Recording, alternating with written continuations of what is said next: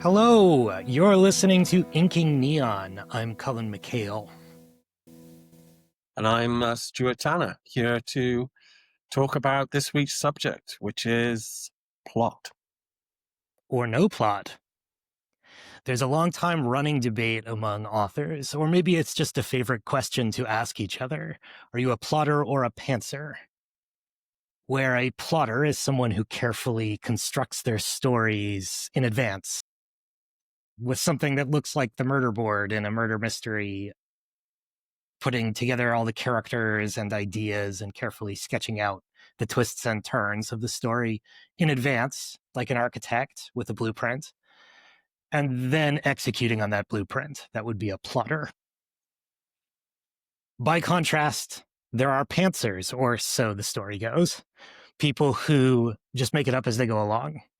And then once you get to the end, you usually take a step back, figure out where you arrived, and make it look like you meant to get there all along. So that's the plotter versus pantser debate. Which are you, Stuart? Are you a plotter or a pantser?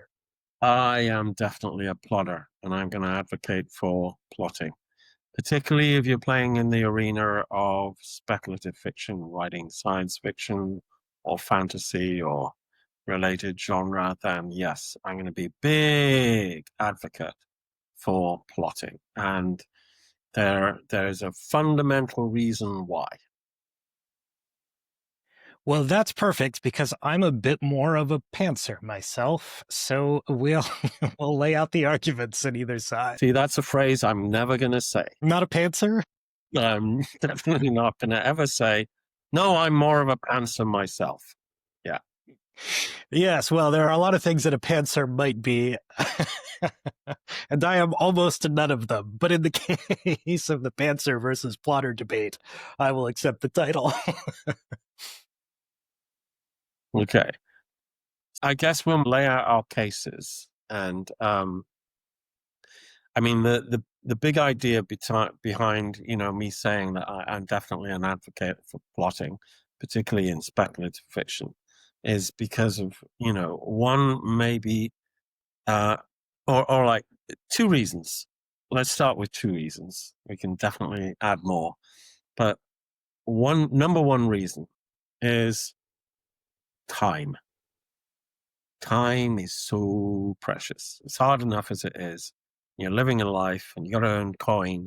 You got to do everything else. You want to be a writer and, you haven't inherited a family fortune. So, use of time is a really important thing. Finding the time to write and then using the time, wisely and all the rest of it.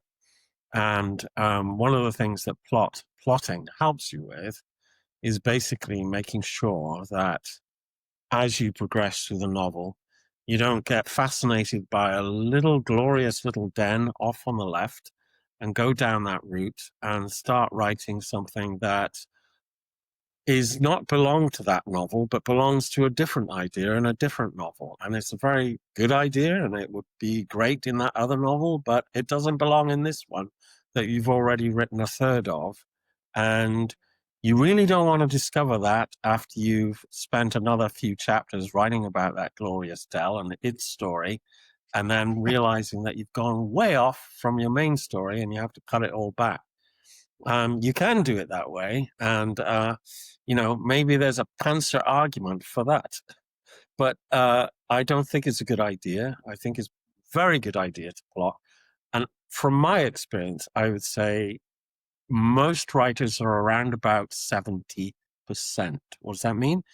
Means that there's a little bit of room for the pantser in there, right? So, discovery writing. Everybody has the experience of when you're working on a story, even if you've written a plot, that your character kind of like does something funky or takes a different direction than you expected, or you have a fresh idea. And it can be a really compelling idea and a correct idea. And so you need some room for adjustment, for discovery, for, those magical moments when those things break through into your consciousness and you think, oh, yeah, that is absolutely it. That makes sense. So I wouldn't advocate being 100% totally, architecturally complete 100%.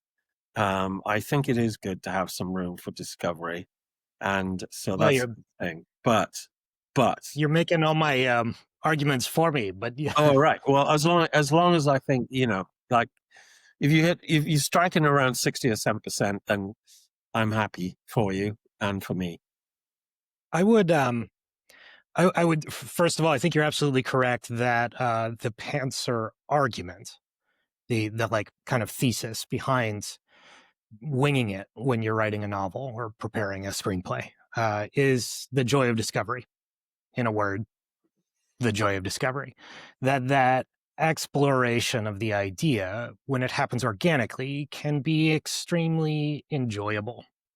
And just getting pulled along by the whimsy or the surprise of your own story is a huge part of it. You would think that a writer would know what was going to happen, but oftentimes we really don't any more than anyone else. That's what makes it exciting to write the book.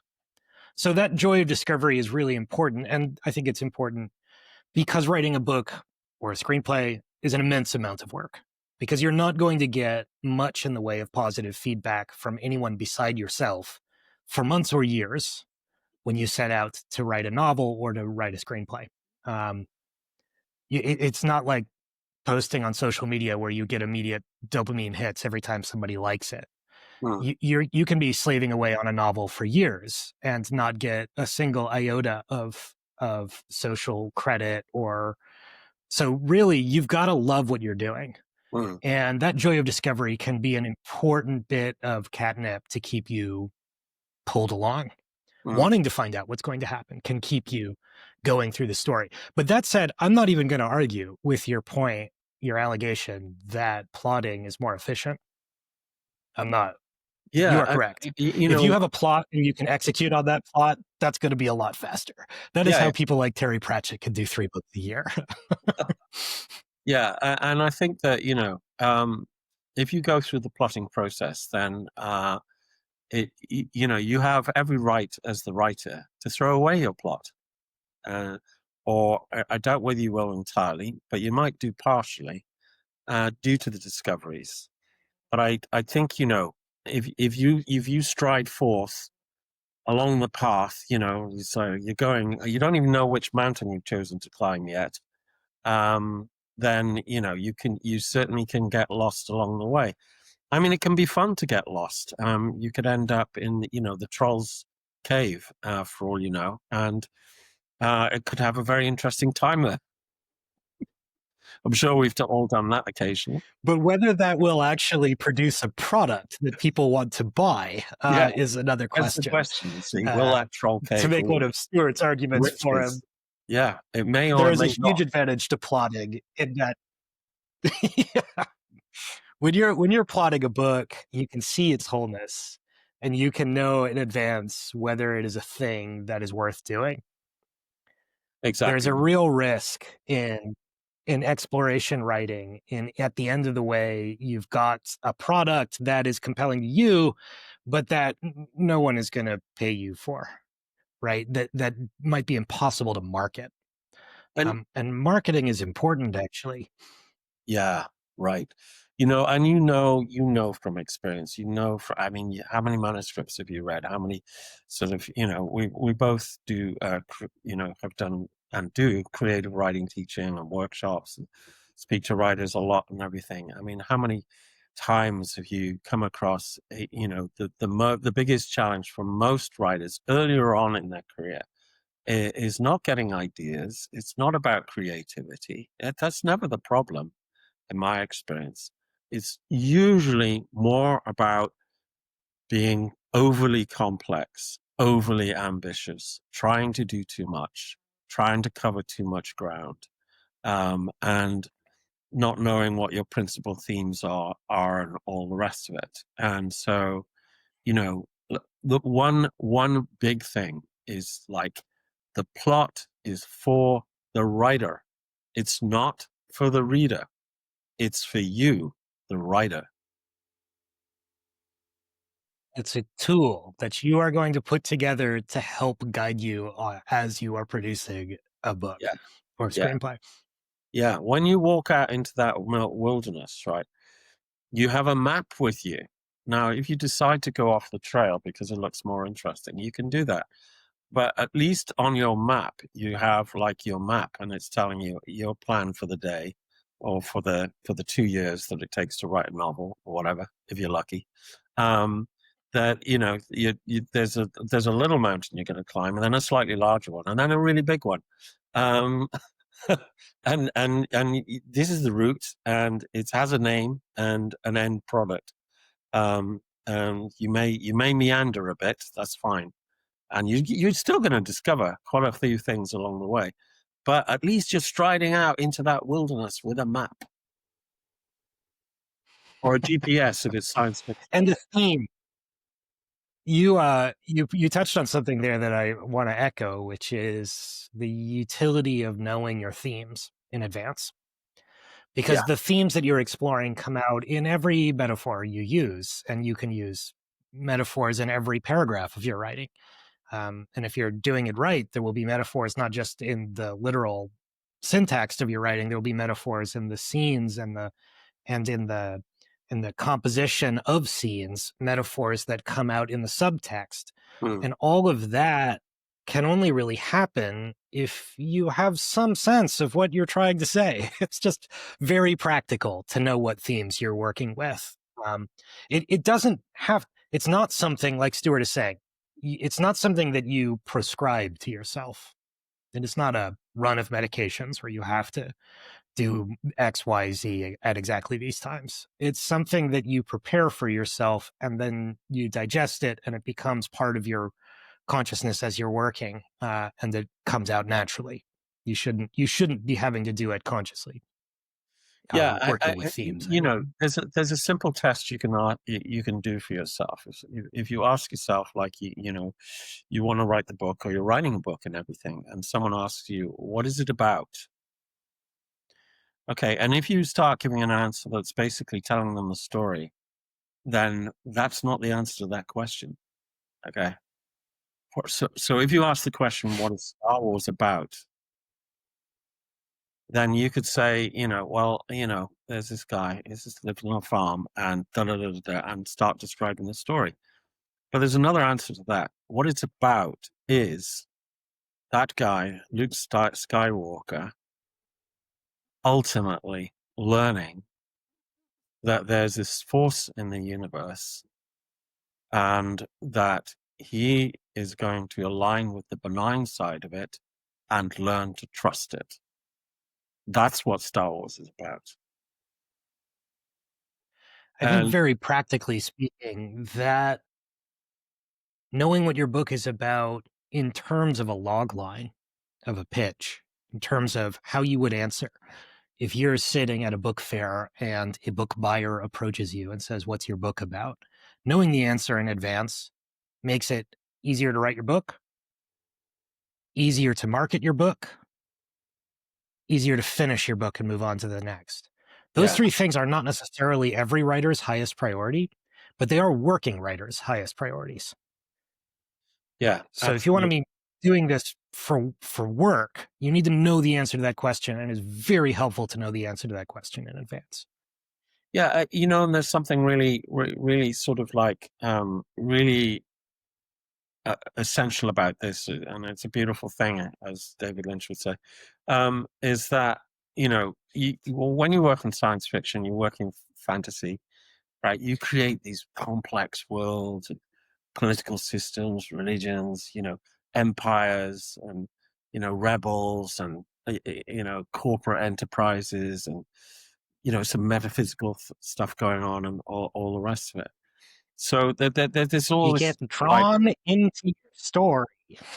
yeah, there's such a world, it's a complex living thing, and all the rest of it. It's the big stage that you're creating. So that's fine.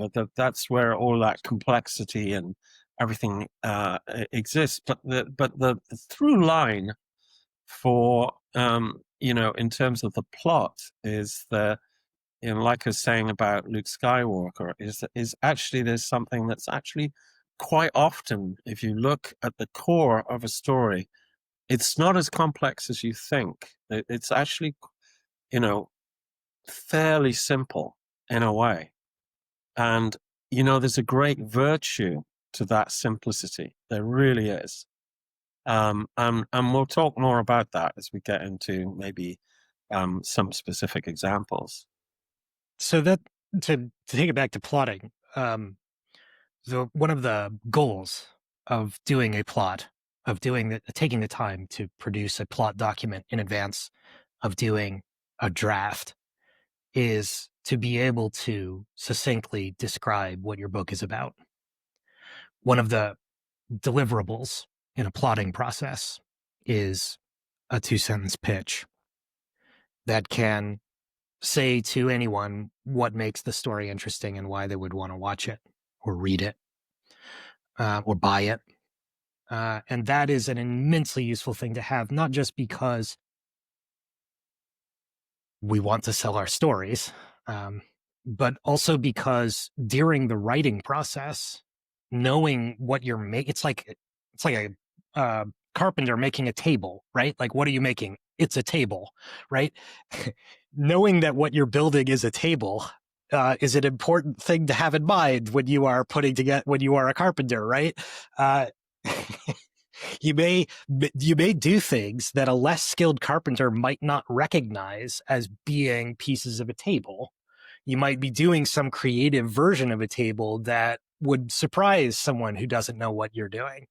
But you know it's a table and you know where you're going, and that at the end of the day, you're going to be selling a table, right? That is an important deliverable for the plotting process. And here I'm making Yeah, Stuart's arguments it's for so him. right. It's so important. I mean, when I do a workshop on, called Story Unbound, and that's where I start usually, with the idea that form is your friend, and form is a very important thing. The shape that you give something, and in its broadest sense, the form is not your enemy. Plot is not your enemy. The logos of plot, figuring out the logic, and the logic works on a number of different levels. Again, something we can go into later, but um, is not the enemy of creativity. It's not a restriction on your creativity. It is not working to a formula. These are sometimes the sort of like rejections that um, you know, sometimes people have is like, oh, I don't know what paint by numbers, work to a formula, or this is a kind of restriction being put inside a box. It No, it can be that when it is done poorly. yeah, but actually that the form releases all the goodness of everything, all the ingredients that you're putting in, all the nuts, all the fruit, all the special spices that are in there. They come together and they work because of the form, and it's the plot that gives you that form. And so, that's why I think you've been working on writing quite a bit. Yeah, I know you have. I know I have. Then you realize, oh yes, form is important. Form is my friend. Plot is my friend. It's not a restriction really. And if I feel that it is, I can make adjustments. But it's a great benefactor. It's a great god, which needs to be paid homage to, and we pay our homage to the great god of plot. Yes, addressing the argument, I think, that is common in certain literary circles, that um, the narrative is the term that they use. They use the term narrative as pejorative, to say that it is that any kind of formulaic structure uh, is a detriment to writing, and I definitely am on the same page here as Stuart, as to say that I think that is just fundamentally misunderstanding craft.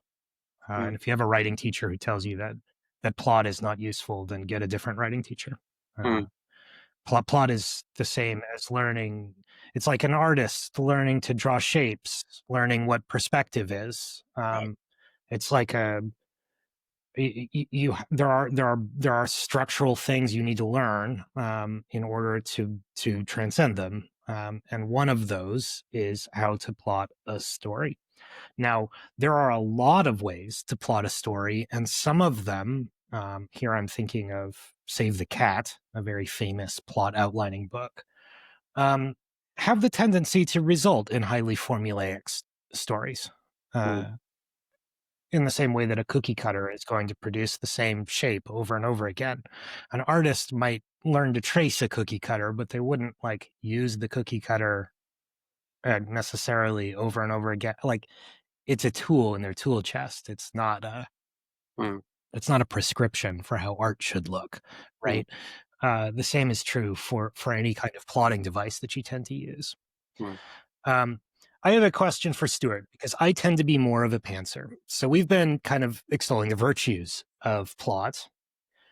When I write, what tends to happen is I create a plot, and with a great first, I'll have some very creative idea. I'll just wherever it comes from, whether it's a dream or whatever, and I'll just get started on that. And as soon as that initial wave of inspiration starts to crest, I'll take a step back and make a plot outline. Once I've got a plot outline, I get back to work, and within I don't know, 10 to 15 minutes, the plot outline's out the window. My maps never last me very long. And I usually have to then take a step back and do some more plotting to try to figure out where I'm going now. It's more like orienteering than than navigating with the map. Um, so, what would you? I mean, how do you avoid the problem of throwing away your plot every 10 steps? Um, well, I never have to do that, Cullen. No, I'm joshing with you And that completely. there might be the difference between a plotter and a pantser. Yeah, that could be it. Uh,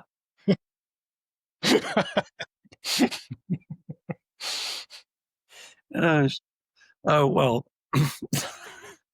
it's not entirely true. Um, one does experience occasionally sort of quite a turn in the plot, which you didn't necessarily see.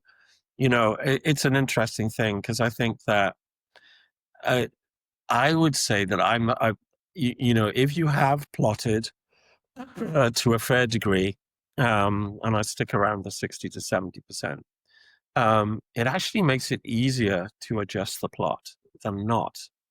Because it's, you know, it's like you've got terrain to work with already.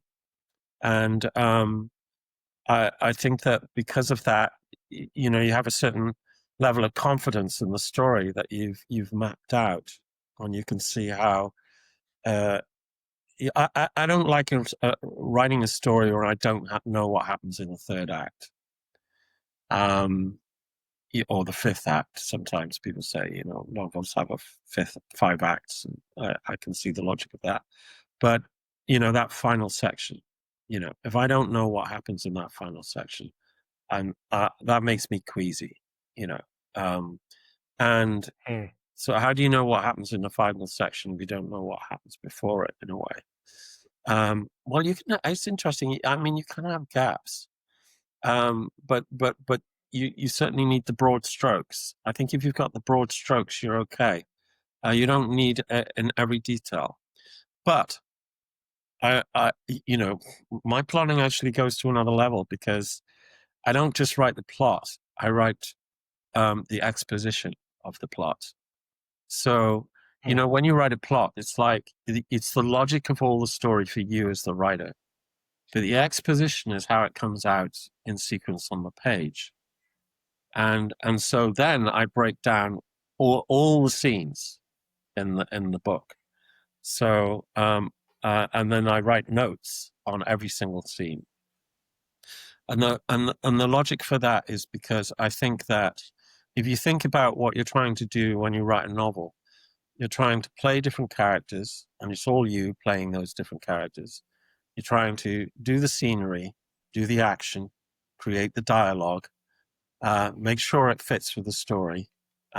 Each scene needs a purpose. It needs to lead to something else. It progresses the story, reverses the story, escalates the story, whatever. Um, are you going to ask your brain to do all of that in one go? Um, my answer is no, don't do that. Actually, the purpose of like doing all this other work is that so when you're in the act of writing, you've preloaded the software in your brain of a lot of these things so that you can have more readily a kind of immersive experience whilst you're writing. So my advocacy for plot Mm. is also to free up maybe the most creative, higher function part of the brain that we use when we write creative fiction. And I can tell that, that if this part of my brain is tired, this frontal lobe here, I can't write creatively very well. It's got to be fresh. It's got to be lively. So anything I can do to give it the maximum kind of like capability to perform is a good thing. So that's another sideways argument for the virtue of plotting in a way. You've offered a few different examples of kinds of plots, Mm. just as we've gone along, a 3-act, a 5-act. Um, would you like to lay out for those who don't know what you're talking about, what you mean by plot structures? Let's like give them a couple of examples. Right. Obviously, there's no one there's no one plot structure. Mm. Joseph Campbell's Hero with a Thousand Faces is very wrong. That is, he Yeah, was just so wrong. There are lots of different plot structures.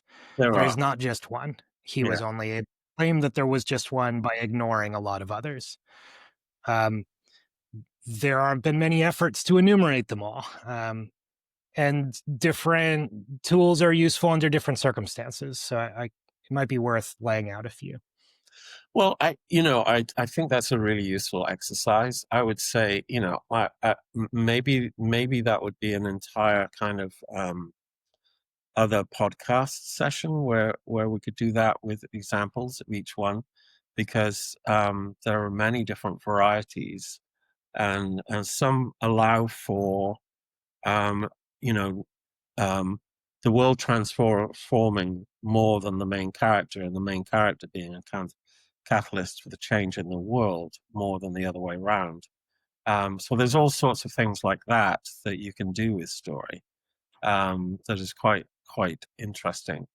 And there's forms of plot which, if you take a David Lynch film or a film like The Green Knight, which more follow a kind of uh, intuitive plotting, we sometimes call it, or follows more like a mythic folkloric fairy tale kind of logic, you know. Sometimes dream logic it's called, or surrealist, whatever. So there's those types of films and plotting, and so there's lots of different varieties. So that's something we can explore further. Um, I, you know, but one of the things I wanted to kind of do is give a couple of examples of from films where the essence, that simple essence that's at the heart of a plot, really shines through. So I thought we could do a couple of those. Yeah, you've set us up for a couple of good examples here. I'd be interested. Let's go ahead and dive into them. Which one do you want to do first? Let's do The Lord of the Rings. So this is a scene from The Lord of the Rings that Stuart has queued up. Obviously, I have seen this movie, but we'll be reacting to it and then discussing it in terms of the execution of the plotting and the importance of the scene to the plot overall. Are we lost? No, I think we are. Shh, no thinking. Mary, what? I'm hungry.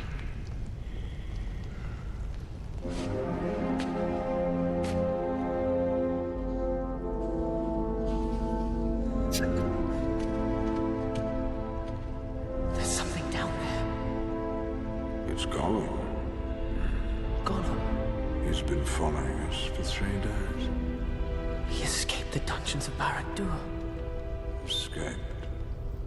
Or was set loose. And now the ring has drawn him here.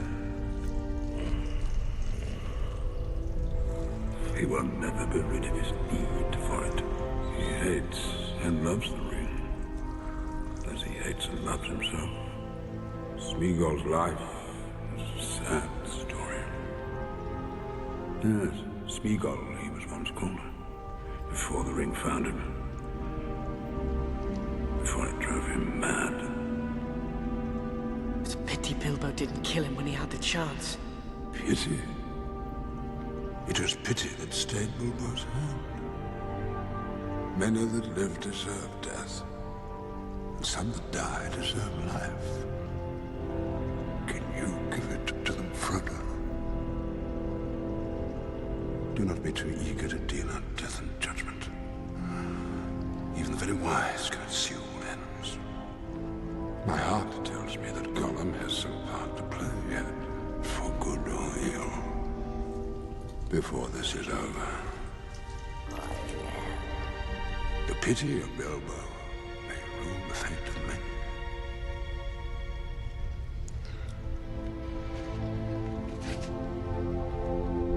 I wish the ring had never come to me. Funny they put these two scenes together.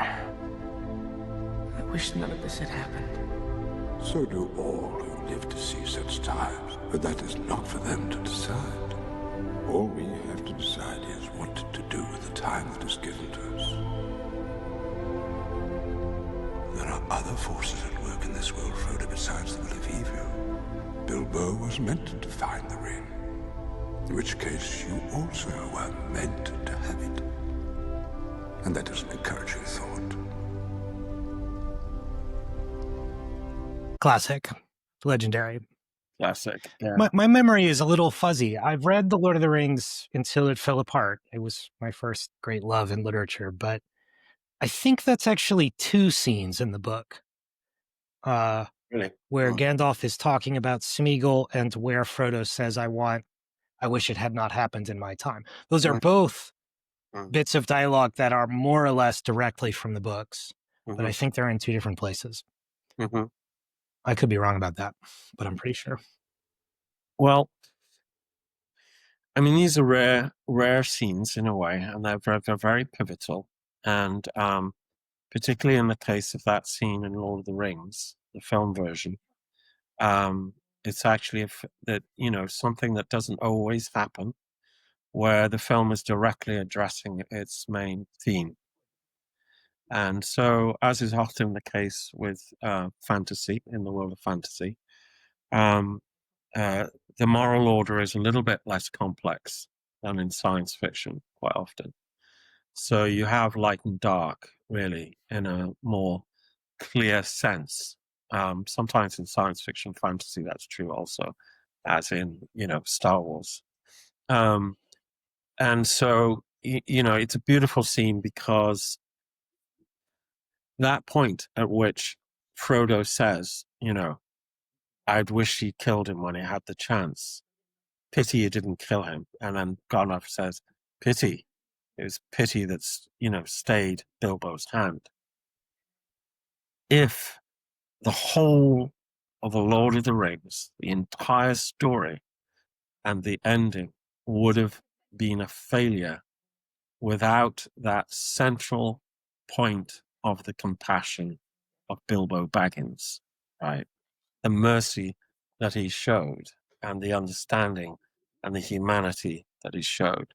Because if you think about it, why is it that the hobbits are chosen?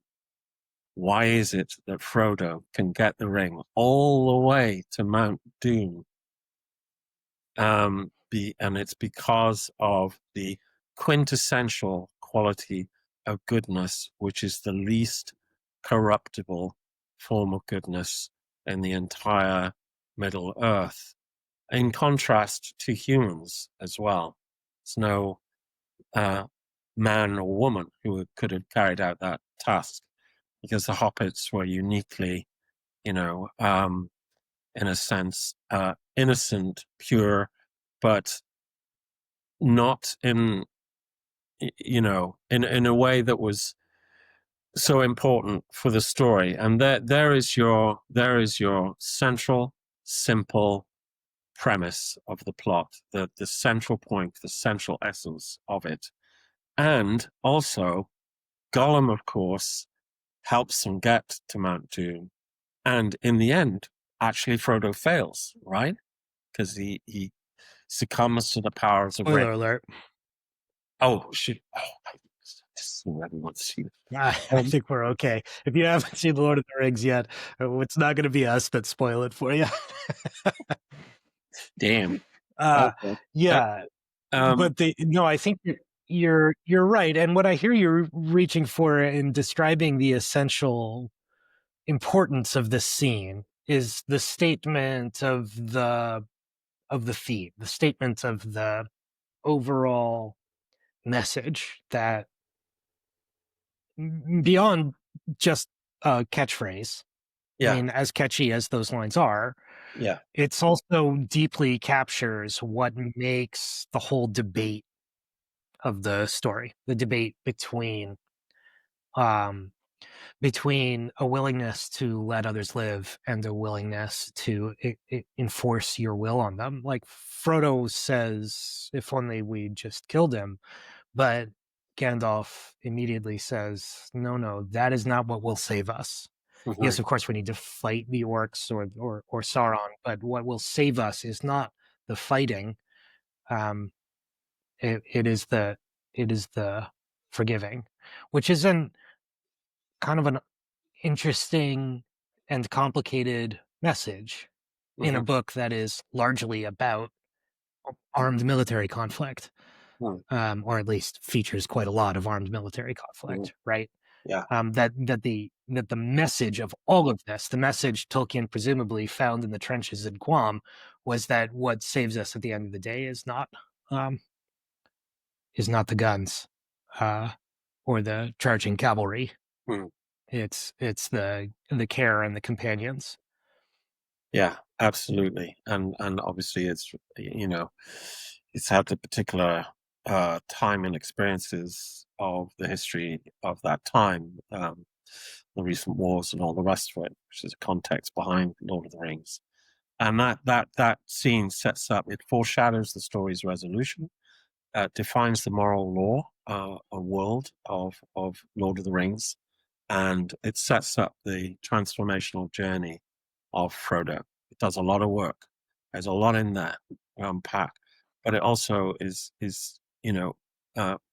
uh, giving you the theme, which doesn't always happen. But occasionally it does. The scene will give you, explicitly sort of give you the theme, and then um, it, I you think know, it, Save the Cat would try to tell you that you have to at least say the theme, but really, I tend to think that Save the Cat isn't really right yeah, about that. But it is definitely a school of thinking, the Disney school of thinking in Hollywood, that you have to explicitly state your right, theme, and that explicit statement of the theme comes immediately after the dark tea time of the soul when the character is at their most vulnerable.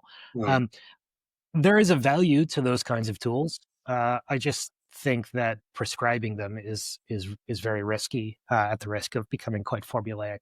Notably, this scene didn't happen immediately after Frodo had faced some shattering defeat right. or was in the deepest dark of his No, tea time of the soul. Right? He no, just had that thought. I mean, they are in Moria. They're deep underground. I guess that's kind of a dark tea time of the soul, but that's not quite, I think, what Cambell would have identified. Um, but Stuart, I'm curious, if you're setting out to plot a book, are you writing the scene first? oh well, yeah, that's a really interesting thing. I mean, this is where you know, uh, there's a balance here between how creativity works for most of us. Maybe not all of us. We're all different, but I can speak to how it works for me and how I've certainly seen it work for other people.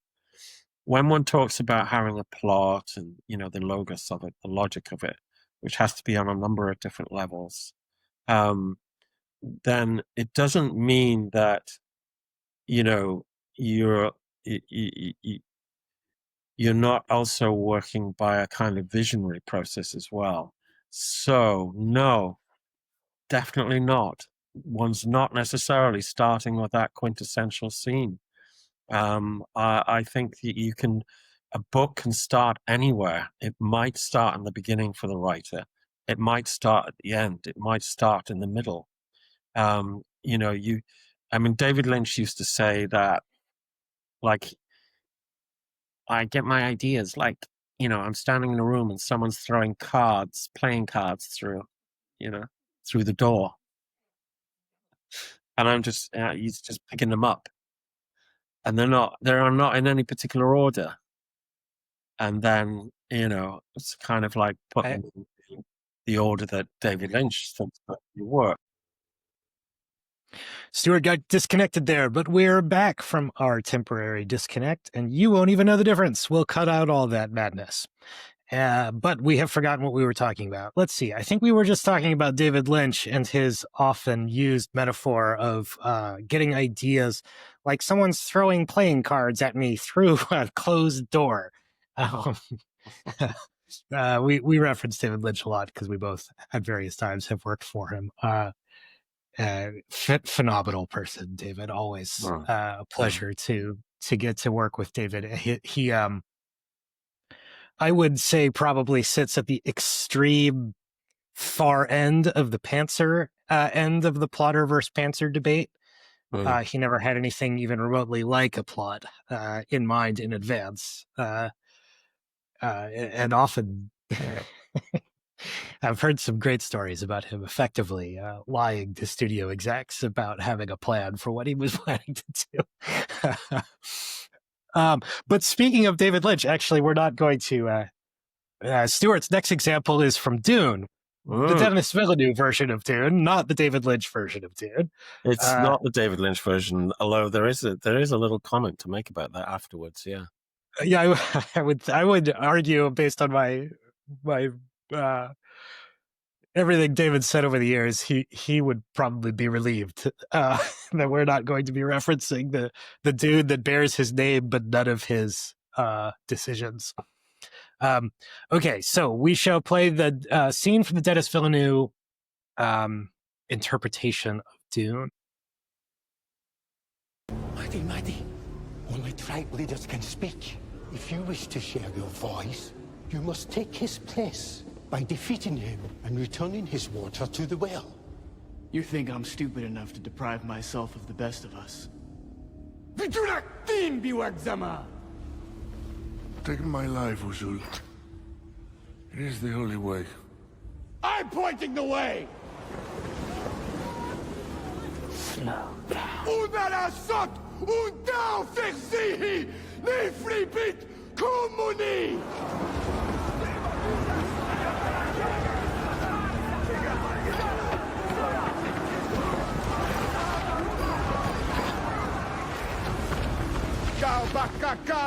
Kakali Hurai Jahaish.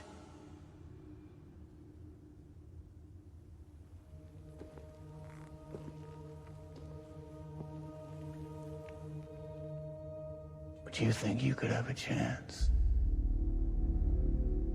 It's not the Jahash. She hochausich. Shizihik ishitam shabito edemashili. Lukatsash vadzir kalagash.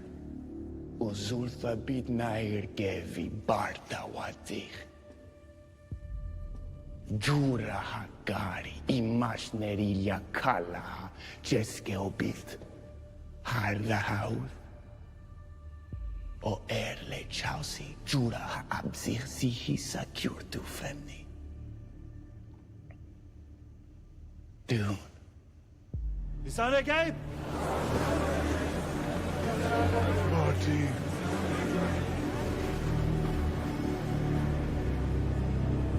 Und faisi fashi sruza! Dikasha kira zulhu! Hi anzada! Shimbihu crash! Mati!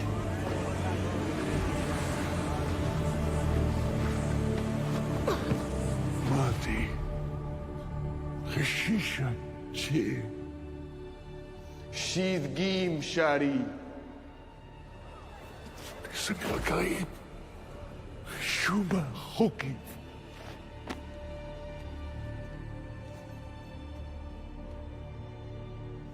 This is my father's ducal signet.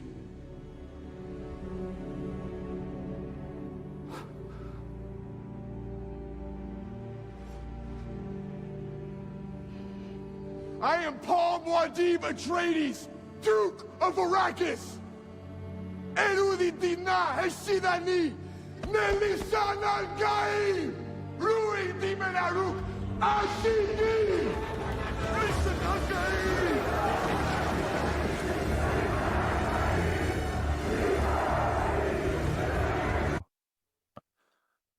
Stirring stuff. Again, a scene that gives you the very essence of the story. A theme scene in that respect, again. But a very different world.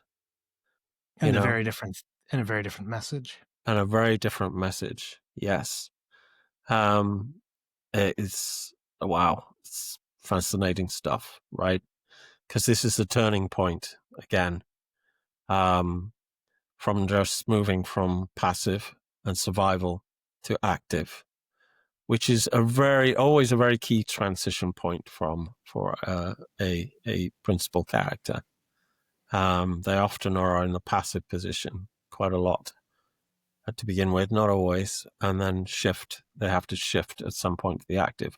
In this scene, of course, it's Paul Atreides becoming the Lisan al-Gaib. He's consciously going to exploit the religious myth and use its power to lead the Fremen. And that speaks to the purpose of revenge for House Atreides, the rise of the Fremen embracing what has been seeded centuries ago. So, the political machinations are there. And it's not for mercy. It's for revenge. It's for victory. It's for power. So it stands in contrast to Lords of the Rings. Manipulating belief for power, gain pragmatic control. So it's a different moral compass. And it wasn't a decision that, he came to easily, really. Because obviously this is an interesting thing about, Dune being sci-fi fantasy is you can see it all in terms of the political machinations of the Bene Gesserit and planting prophecies and controlling the fate of the universe and so on. But then there is also the fantasy element in the sense that there is, through the spice, real sort of otherworldly or prophecy powers or special powers that emerge from that. So it is something of a blend of the two. And of course, that symbolic moment it puts on the ring at the same time as becoming the Lisan al-Gaib, he speaks to the unification of purpose between those two things. So again, a real powerful scene. I suspect that Tolkien would have been very tickled by Paul Atreides putting on the Ring of Power, because that is, I don't know if Frank Herbert did that intentionally. I think they're both drawing on the same sort of underlying symbols. But it is definitely my take on this scene, or at least this version of this scene, that that ducal signet might as well be the One Ring. This scene is a scene in which a character who had hitherto been a hero becomes a villain. Mm-hmm. It is a plot arc that's a tragedy. On the outward face of it, the second act after this scene shows Paul Atreides ascending to power, getting everything he ever wanted. But in fact, his power bathes the universe in blood. No one is happy, including himself. Yeah. Right? That this is not a good thing to have done. And I think that one kind of trick that I think Denis Villeneuve played in putting this scene together is having Shani there and having her react to it in a negative way, giving the audience an avenue, or at least a perspective on what the actual takeaway of this scene is, which is that this is an unredeemable act of evil by Paul Atreides, that he has set himself on a road of annihilation from which there's really no return. And the only thing about it that is even remotely forgivable is that the people he's going to be destroying are also pretty bad. They are pretty bad. I wouldn't characterize it as an evil decision myself. I think it's, it's falling into the. I mean, he is driven by revenge, right? And that's part of the moral compass. There is that a house, and they are of their kind. Even though they're portrayed benignly in a way, they are the most benign, really, compared to the portrayal of the Harkonnen in a way. Right. Nonetheless, it's a rivalry between houses that's centuries long, and each side has had dark dealings and stuff. And really, this road that Paul has decided to travel, of course, leads to horrendous war and loss of life. And so, is the revenge in the end worth it? So, it sets a very different moral compass to Lord of the Rings. But, I mean, for me, one of the key things that you can unpack from these scenes is it gives you the pathos, the ethos, and the logic, logos of any given plot. And I think that's a whole, other conversation, what is meant by that.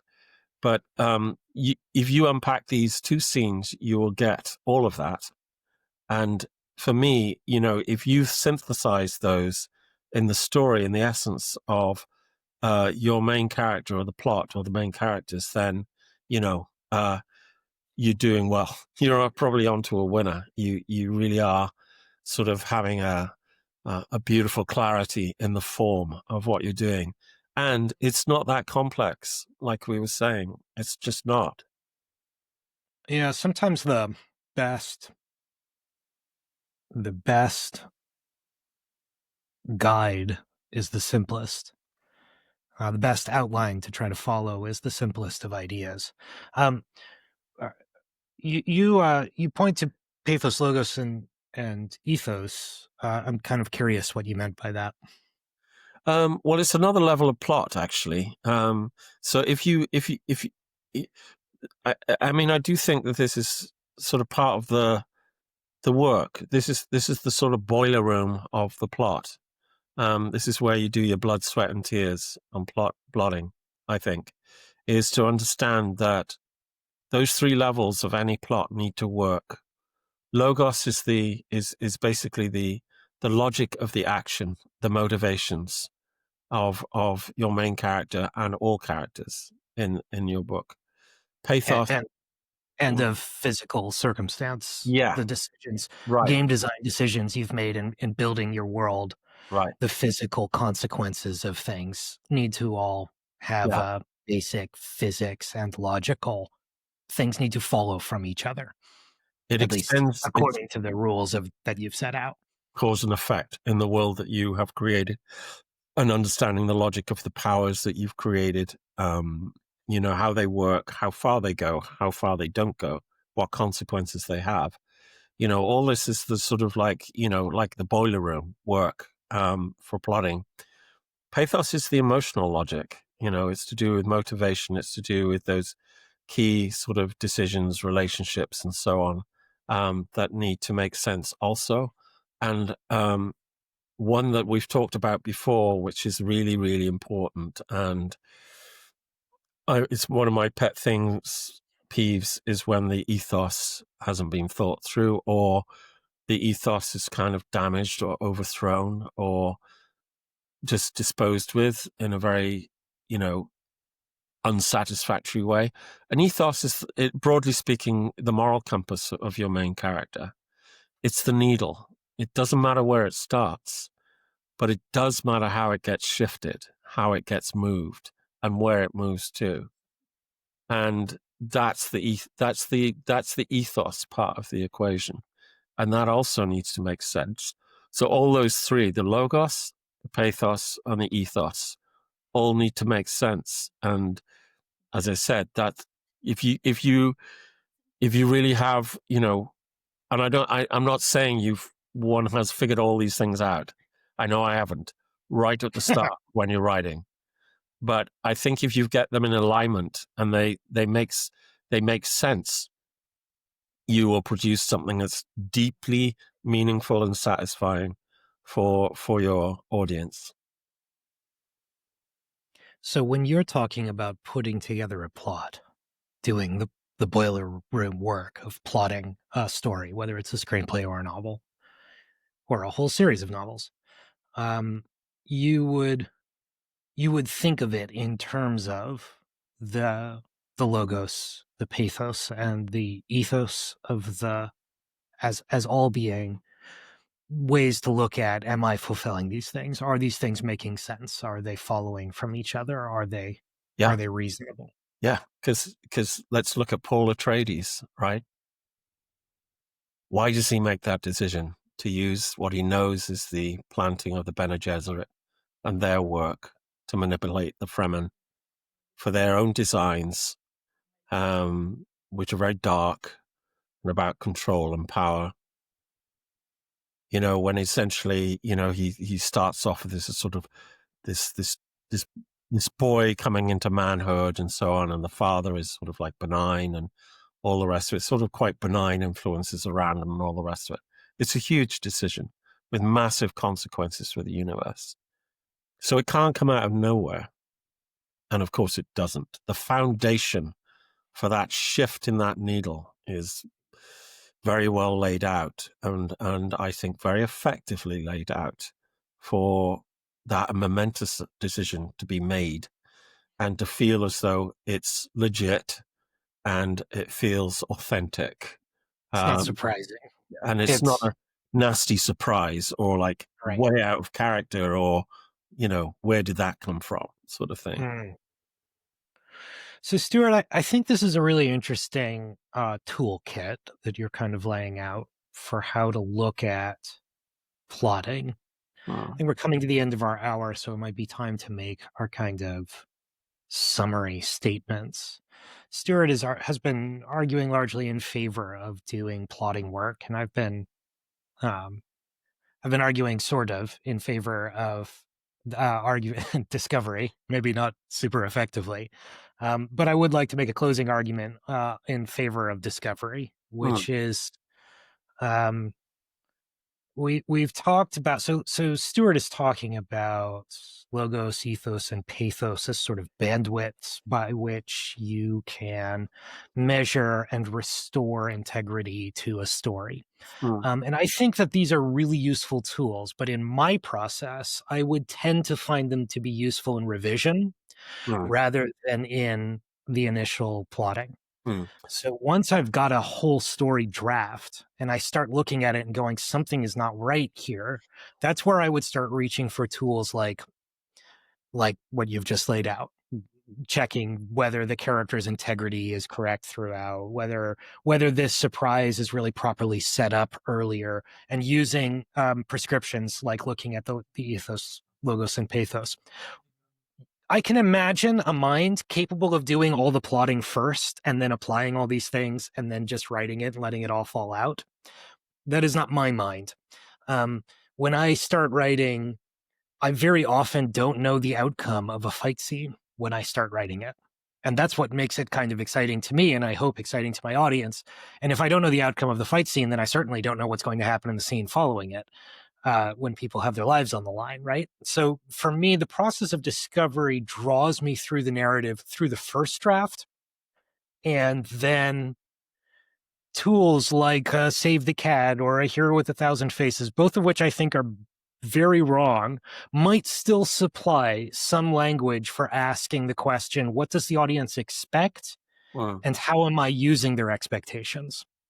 How am I playing with their expectations? And those sorts of questions, those plot outlines, the Christopher Booker's 7 basic plots, the different ideas of like a monster hunt or a rags to riches or a quest or a tragedy or a comedy, right? Like all these different plot ideas are expectations the audience might have. And I find those tend to be more useful in the revision phase.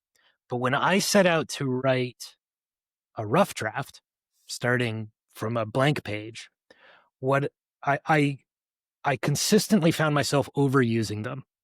and then spending too much time on plots that I ended up throwing away anyway. Hmm.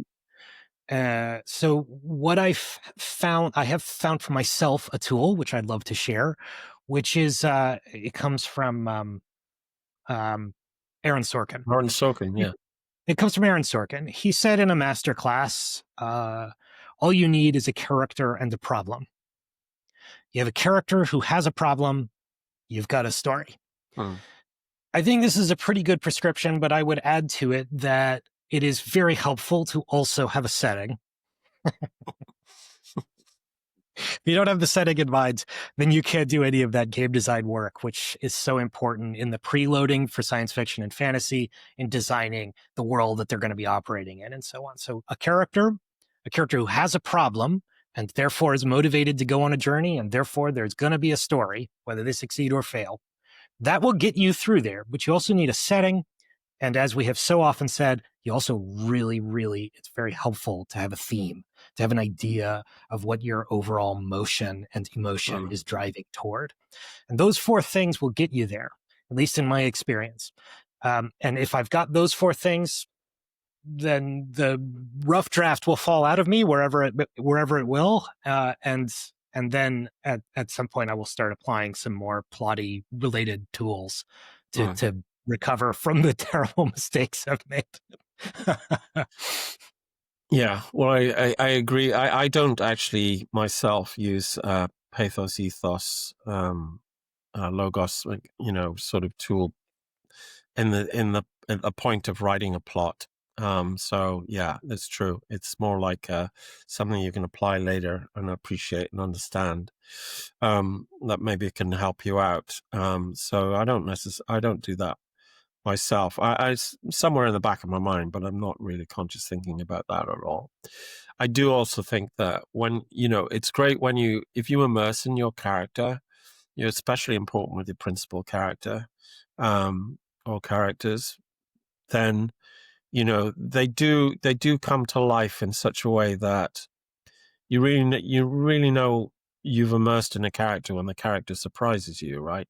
When they come up with something, or you see that maybe you had an idea for them, but they say, no, I'm not going to do that. No, I'm going to do this, right?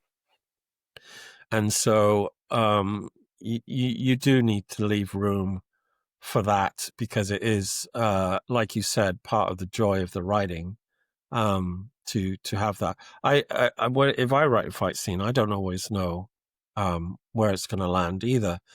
I like that process of, giving my, you're always dropping your characters into tough situations. I mean, part of the advocacy for plotting is because we're talking about speculative fiction. And so you do tend to have pretty complex landscapes and settings and lots of different factors at work within them. So, And yeah, if you've done your plotting properly and you really do have some idea of where the story's going, you're much less likely to write yourself into a situation you don't know how to get out of. Yeah, I think so. So it is, I think, to bring in the wholeness of the message here is that it probably for most of us, plotting is a good idea, but it doesn't entirely, and it shouldn't get in the way of also processes of discovery and freshness, and letting your characters sometimes tell you where they want to go and what they want to do. And that is, you don't want to crush the joy of the writing process at all. So where the balance is for all of us is for us to find. But both are good. Speculative fiction is a particular thing, and it does tend to involve a lot of world building with unique aspects to it. So I think fundamental to the idea of speculative fiction is that it is premised on world building of some kind. Yeah. All right. Well, everybody, you let us know in the comments. Are you more of a pantser or a plotter? Did we convince you? Are you with Stuart or are you with Cullen? Let us know in the comments, and we will be back next time with more hard-earned insights. Thank you for joining us, and thanks for your company. Yeah, thanks for joining us. And yeah, that was great fun. Until next time.